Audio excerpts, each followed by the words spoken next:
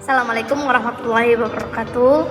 Good morning everyone, my name is Yurika Rizalareana. In this opportunity, I will tell you about Teacher Association as agent of change in Decentring in ELT. Decentring in ELT has been a growing topic of discussion in recent years, as the English language teaching community has become increasingly aware of the need to recognize the diversity of learners in their classroom. Decentring, or the practice of recognizing and respecting the cultural and linguistic background of learners, is seen as an essential part of teaching in an equitable and inclusive manner. The concept of decentring in English language teaching is relatively new, and it has sparked much discussion within the ELT Teacher Association. Decentring is the process of shifting the focus of language learning away from the teacher and toward the learner, which is seen as a more effective way of teaching and learning. Decentring in ELT is an important concept, as it allows teachers to understand the perspective of the learning and to create a more equitable learning environment. This concept is rooted in the idea that all learners have different cultural and linguistic backgrounds, that this background should be respected and taken into account when teaching. Decentring also involves recognizing the potential for power imbalance between teacher and learners, and recognizing that learners should be given the opportunity to participate. Ultimately, decentring allows teachers to create a learning environment that is respectful of all learners and encourage learning for everyone. In essence, it is the process of shifting the focus of language learning away from the teacher and towards the learner. This means that the teacher is no longer the sole source of knowledge and guidance. The learner is instead encouraged to take responsibility for their learning. This shift in focus benefits both the teacher and the learners, allowing for more autonomy and creativity in the learning process. The concept of decentring in ELT has been met with various responses from ELT Teacher Association. On the one hand, some association members have embraced that idea, seeing it as a way to move away from traditional teaching methods and towards more modern, student-centered approach. On the other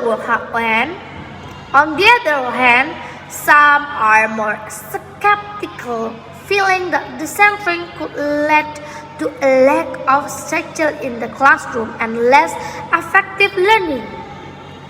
The debate around decentring in ELT has been further complicated because it is a more than just one-size-fits-all approach. Different teachers may have different approaches to decentring, depending on the context in which they are teaching. For example, some teachers may focus on giving the learner more autonomy, while others may prefer more structure and guidance. This means that the debate around decentring must consider a teacher's individual needs and preferences.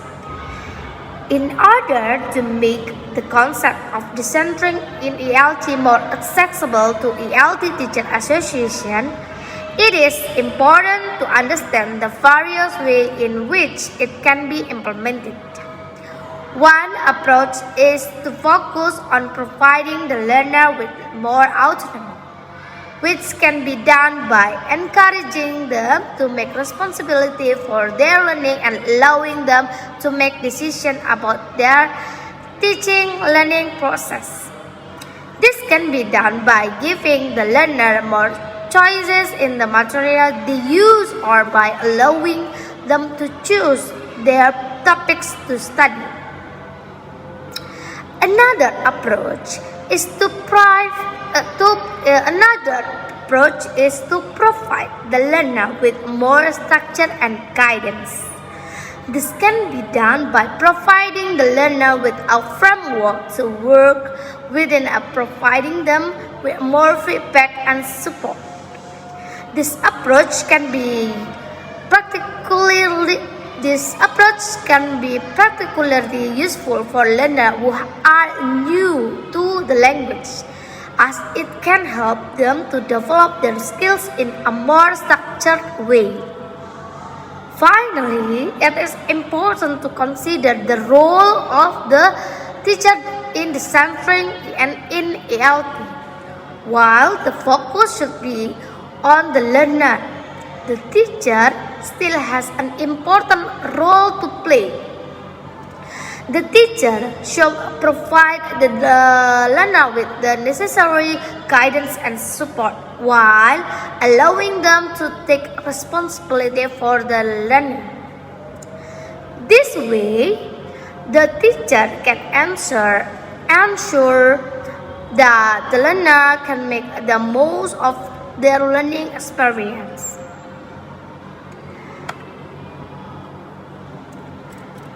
Teacher is the key role to play promoting decentring in ELT. Teacher association can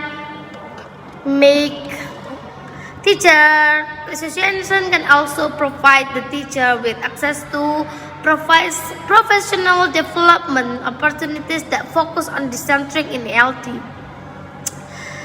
such as workshops, seminar, conference, and colloquium. Through these professional development opportunities, teachers can learn more about decentring in ELT and how to effectively implement in their classroom.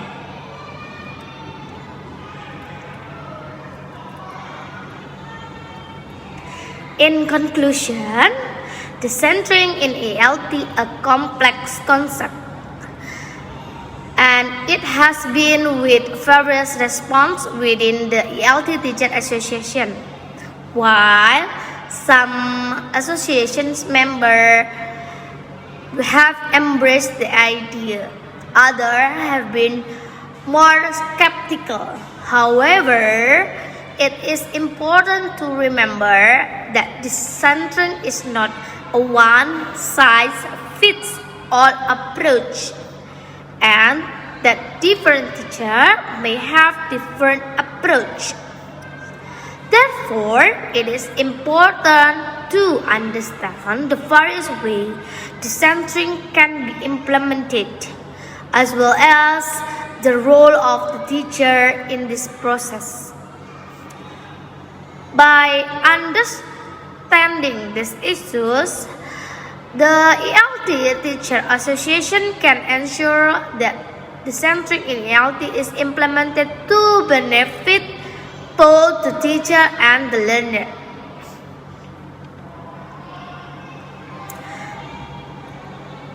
And decentring in ELT is an important concept that should be promoted in all ELT classroom.